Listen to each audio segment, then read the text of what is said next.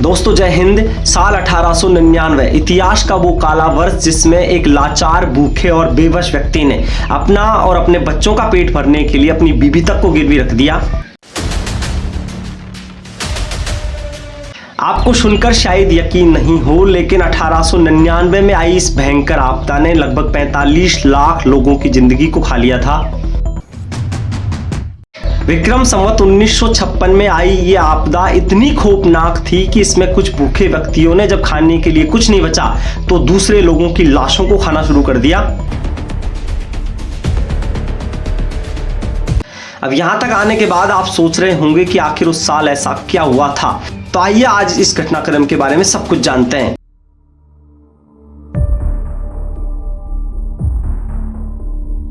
घटनाक्रम हुआ उत्तरी भारत के इलाके में, जो खास करके राजस्थान और राजस्थान के आसपास सटे इलाके जिसमें पंजाब, हरियाणा और गुजरात का कुछ हिस्सा शामिल है।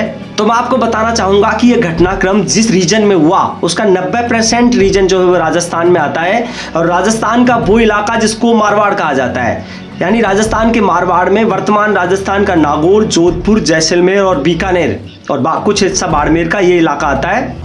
और आप में से बहुत सारे लोग बहुत अच्छे तरीके से जानते होंगे कि राजस्थान का मारवाड़ कुछ दशकों पहले बारिश के लिए बहुत सारी अनियमितताएं रखता था। यानी राजस्थान का जो मारवाड़ इलाका है उसका एनवायरमेंटल स्ट्रक्चर इस तरीके का है कि यहाँ बारिश नहीं होने की वजह से हरियाली नहीं के बराबर थी, और अगर कुछ था तो वो रेत के बड़े बड़े टीले और दूर दूर तक वीरान रेगिस्तान, जिसको थार का रेगिस्तान कहा जाता है। और इस इलाके के बारे में एक कहावत प्रचलित थी कि यहाँ हर 3 साल में अर्धकाल और हर 8 साल में पूर्ण अकाल पड़ता था। और बात है साल 1899 की, जिसमें विक्रम संवत 1956 प्रचलित था, और उस साल बारिश के नाम पर एक बूंद भी नहीं गिरी, और बारिश नहीं होने की वजह से वहाँ जो अकाल था उसने त्रिकाल का रूप ले लिया। त्रिकाल का मतलब ना अन्न हुआ, ना जल हुआ और ना ही पशुओं के लिए चारा। इस वजह से भयंकर अकाल पड़ा। लेकिन अकाल का नाम सुनकर के आप इस वीडियो को स्किप करने की गलती मत करना कि एक नॉर्मल सी बात होगी। आगे जो मैं आपको बताने जा रहा हूँ वो आपके लिए बहुत शॉकिंग हो सकता है। दरअसल में अनाज पैदा नहीं होने की वजह से लोगों के सामने दिक्कत ये आ गई कि आखिर वो उनके परिवार को कैसे चलाएंगे। और इस वजह से जैसे जैसे अनाज कम पड़ा तो लोगों ने फिर एक दिमाग लगाया और अल्टरनेट में एक दिन भूखे रहकर एक दिन खाना शुरू कर दिया। लेकिन चूंकि अनाज का दाना भी पैदा नहीं हुआ था, इस वजह से कुछ परिवारों के सामने हालात ये हो गए कि उनके लिए जो एक दिन छोड़ करके एक दिन खाने की टेक्निक थी वो भी सफल नहीं हुई और अनाज बिल्कुल खत्म हो गया। लेकिन एक दिन छोड़कर एक दिन खाने की टेक्निक के बावजूद भी जब अनाज बिल्कुल खत्म हो गया या बहुत कम हो गया तो फिर लोगों ने राबड़ी बनाकर खाना शुरू कर दिया। मैं आपको बताना चाहूँगा कि राबड़ी दरअसल में जो आटा होता है उसको पानी और छाछ में मिलाकर बनाया गया एक पेय पदार्थ होता है। तो लोगों ने वो खा करके गुजारा शुरू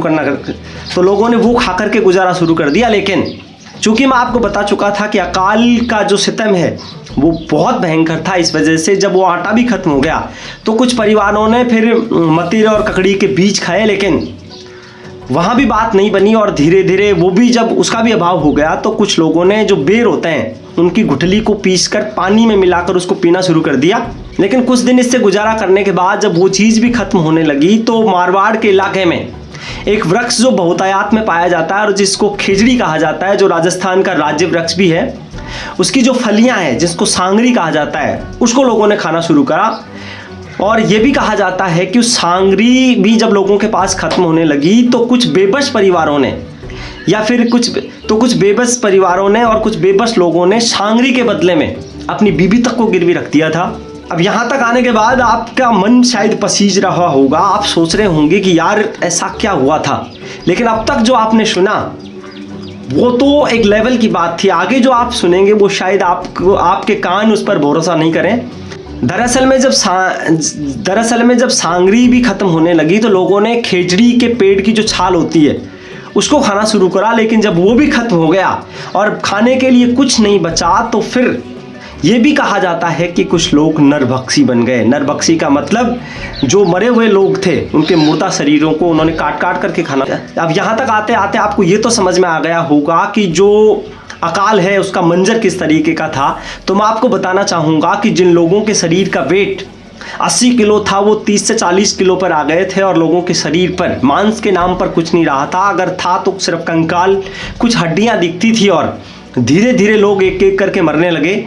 और एक आंकड़ों के हिसाब से ये कहा जाता है कि विक्रम संवत 1956 का वो अकाल, जिसको छप्पनिया का अकाल कहा जाता है, उसने तकरीबन 10 लाख लोगों की ज़िंदगी को खा लिया था।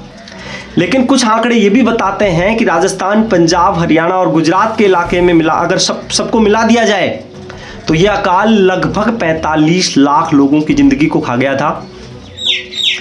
अब यहाँ तक आने के बाद आप सोच रहे होंगे कि यार अगर इतना कुछ हो रहा था तो क्या कुछ भामाशाह, तो यहाँ मैं आपको बताना चाहूँगा कि कुछ भामाशाह सामने आए, उन्होंने हेल्प भी करी। तो इनमें सबसे पहला नाम आता है गोपाल सिंह खरवा का। गोपाल सिंह खरवा के बारे में कहा जाता है कि उन्होंने अपने राज्य के जितने भी भंडारे थे वो सारे खोल दिए थे और लोगों के लिए खिचड़ी और उबले चावल उन्होंने बांटे, कई जगह लंगर भी लगाए। और उनके साथ ही नागौर के सेठ वल्लभ जी भी इस बारे में प्रसिद्ध हैं। ये कहा जाता है कि वल्लभ जी मुंबई में रहकर के अपना कारोबार करते थे, लेकिन जब उन्होंने सुना कि उनके राज्य में इस तरह की भुखमरी मची हुई है तो वो मुंबई से नागौर आए।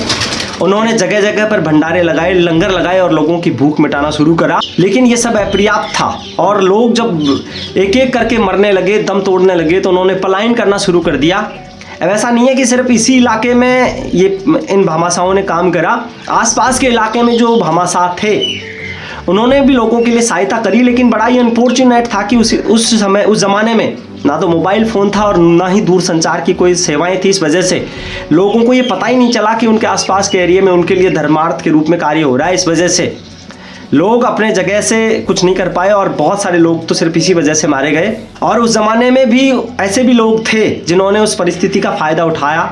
ऐसे कई धन्ना सेठ अमीर थे जिन्होंने लोगों को अनाज के बदले में सब कुछ उनका ले। और इस ज़माने में ये तक कहा गया कि जो चोर थे उन्होंने सोने चांदी को छोड़ करके चारे और खाने के सामान तक चोरी। तो इस घटनाक्रम में यहाँ तक आते आते आपको समझ में आया कि साल 1899 अर्थात विक्रम संवत 1956 का वो छप्पनिया अकाल किस तरह का सितम लेकर के आया।